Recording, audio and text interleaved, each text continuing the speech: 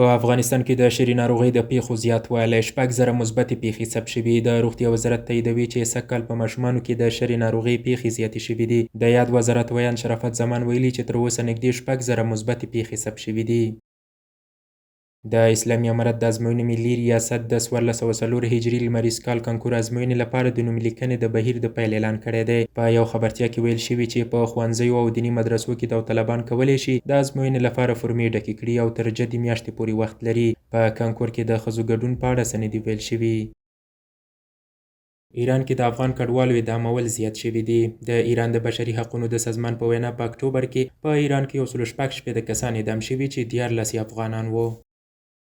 په غزني کې د ترافیکي پیښې له امله 4 کسانو ته مرګ ژوبله اوښتې. یاده پیښه د دغه ولایت 4مې ناحیې کې رامنځته شوې چې د ځایي مسؤلینو په خبره په دغه پیښه کې یو تن خپل ژوند د لاسه ورکړی او 3 نور ټپیان شوي دي. او په غزه کې د فلسطیني چارواکو په وینا د اسرائیلي بمباریو په تازه بریدونو کې لږ تر لږه 21 کسان وژل شوي دي. د غزې د روغتیايي چارواکو په وینا په وژل شوو کې 4 ماشومان هم شامل دي.